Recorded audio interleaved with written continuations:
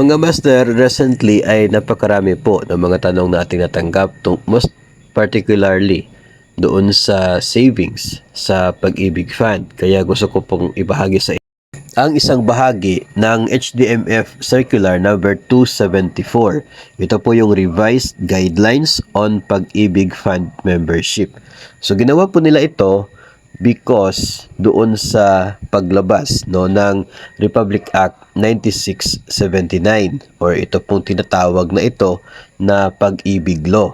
So yung batas na siya pong tumutukoy sa mga benefits sa Pag-ibig Fund. So dito po sa isang portion, tungkol po ito doon sa pag-withdraw ng ating pong savings.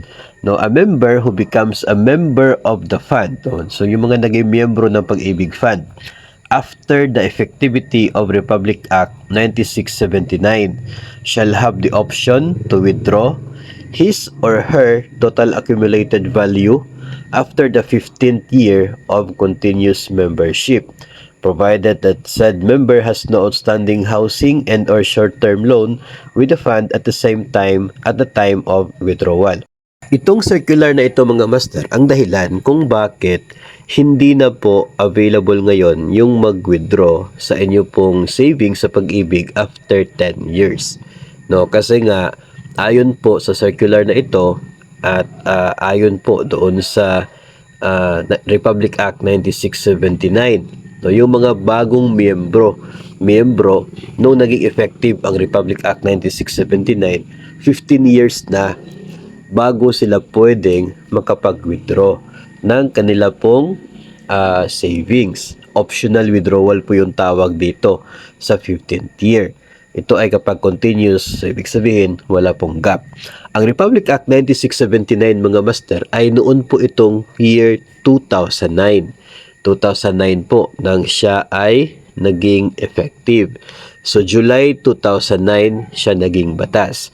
So ibig sabihin po noon na from kung ikaw po ay na-hire after that July 2009, ibig sabihin noon hindi ka na eligible for the 10 years contribution na optional withdrawal. Doon ka na sa 15 years kapag continuous service. So it also means na noon pong July 2019, actually July 2019 po, yun nag 10 years. Pero sa nabasa ko po, I guess December 2019 yung po nila. Basta 2019 po, yun po yung simula na hindi na available itong 10 years. Kasi kung na-hire ka ng August 2019, so hindi ka na pwedeng mag-withdraw doon sa 10 years. So pagdating po ng August 2009 ka na-hire, pagdating po ng August 2019, so hindi ka na eligible to withdraw kasi na-hire ka after the effectivity of the Republic Act 9679. So tayo ngayon na mga bata pa sa serbisyo ay maghihintay ng 15 years ng ating savings sa Pag-ibig. Pero hindi naman po yun negative yung parang epekto po niya kasi habang tumatagal ay lalong lumalaki yung savings natin doon. So kung naging 15 years man without gap ay malaki na rin po yon. 15 years na contribution po ninyo plus contribution din ng inyong employer plus dividends. So malaki na po yon. Ngayon kung may gap doon sa saving sa contribution ninyo kahit po isang buwan o kaya ay 2 buwan, ang mangyayari po doon ay hindi ka maging eligible sa 15 years. Ang mangyayari ay maghintay ka na umabot ka ng 20 years sa contribution. 240 months ng inyo pong contribution. Kapag dumating po sa puntong yon, yun po yung tinatawag ni Pag-ibig na maturity ng ating membership. So kapag nag-mature ay ibibigay sa inyo.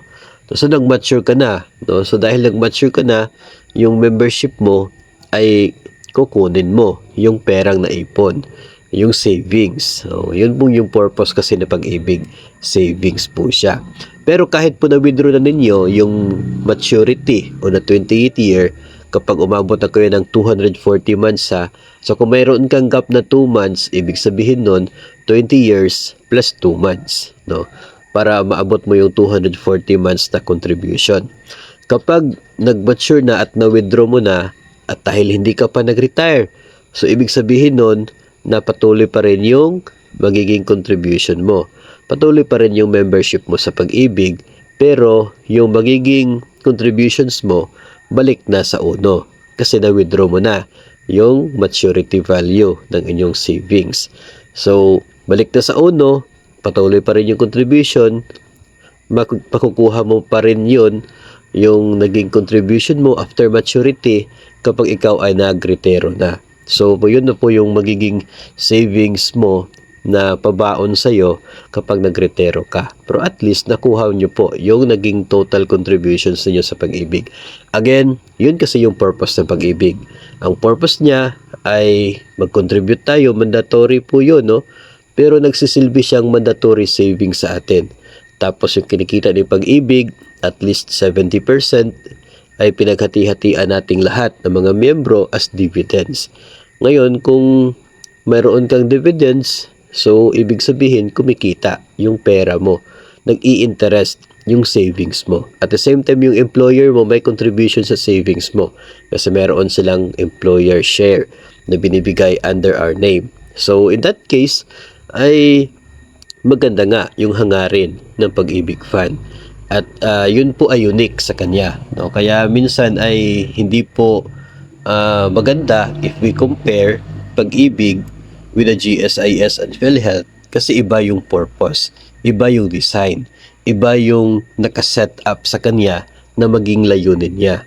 No? Si Pag-ibig ay hindi po magbibigay sa inyo kapag ikaw ay nagretiro na. No? Wala na siyang pension ibibigay sa inyo because retired ka na. That's the time na si GSIS naman yung magbibigay ng pensyon. Because si Pag-ibig by that time is wala na, out ka na sa Pag-ibig. Pero tuloy ka pa rin kay GSIS. Kasi yun yung purpose sa GSIS. No, si Pag-ibig is habang tayo ay in service pa, tuloy-tuloy yung savings, tuloy-tuloy yung interest ng ating savings. At kapag tayo ay nag-mature na o kaya ay nag-retire na, ibabalik sa atin, then out na si Pag-ibig. No, wala na siyang responsibilidad sa atin by the time na we retire at by the time na i-return na niya sa atin yung naging savings po natin from Pag-ibig Fund. So hopefully ito po ay magbibigay ng sagot, no, doon sa napakaraming mga tanong na atin po natanggap, no. I believe na importante makagawa tayo ng content for this purpose.